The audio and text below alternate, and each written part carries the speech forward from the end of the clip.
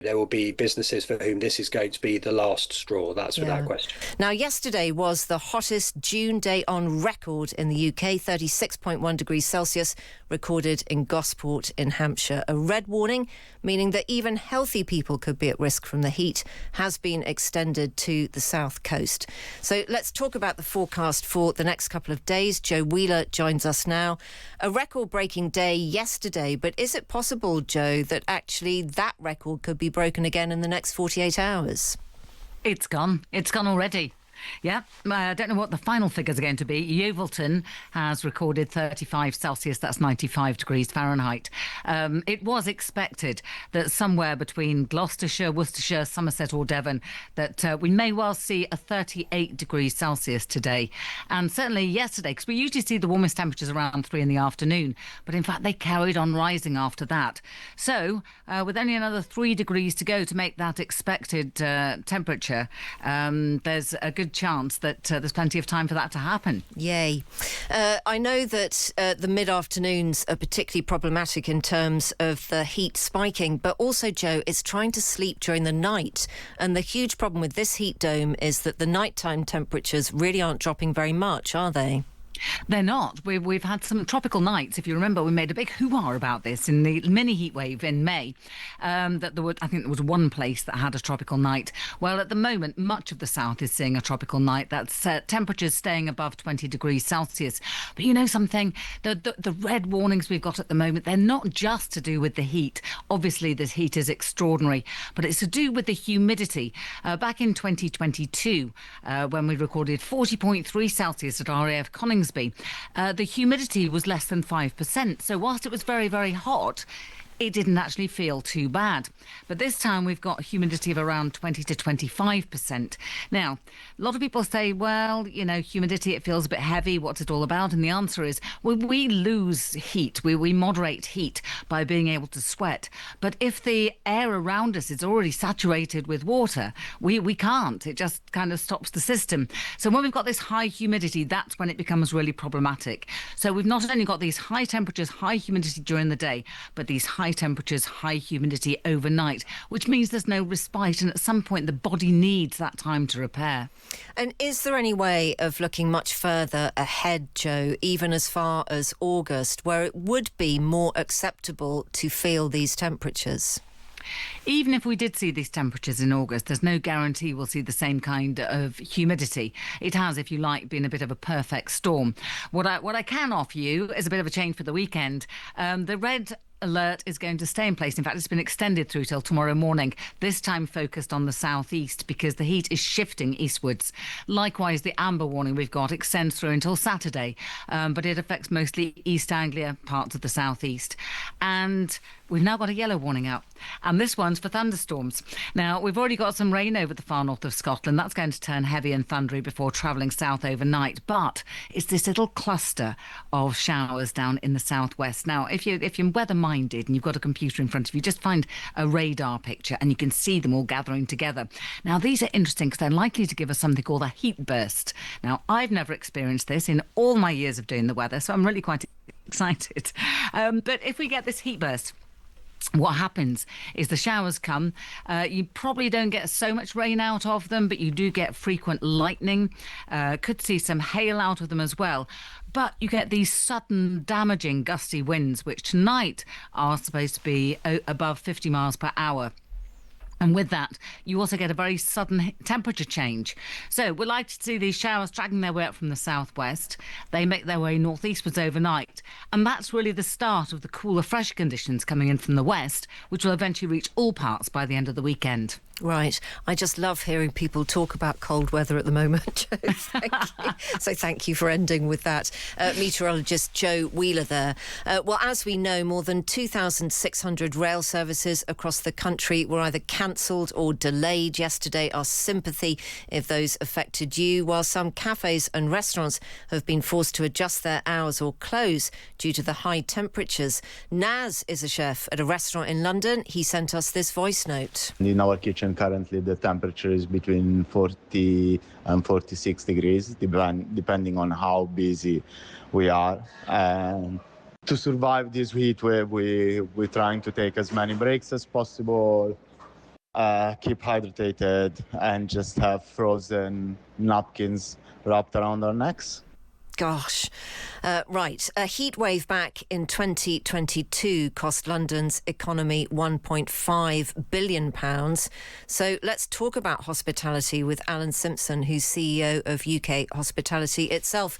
A very good afternoon from us, Alan. Can workers actually refuse to work in some conditions if a certain temperature is exceeded? Well, it's a complicated legal environment for heat and kitchens. Actually, in the UK, we don't have formal maximum limits which you are required not to ask your people to work, but there are responsibilities on employers to make sure that the temperature is reasonable, the proper steps are taken to make sure people are hydrated, that you've got fans or ventilation in place. But it's uncertain. Of course, kitchens can be very hot places at the best of times, but certainly in weather like this, it can be almost unbearable. And I know that several restaurants around me have taken the decision to either stop cooking altogether or stick to cooking cooler food, focusing on salads, or just reducing the number of people so that staff can take more regular breaks. What happens in countries where these kind of temperatures are really the norm?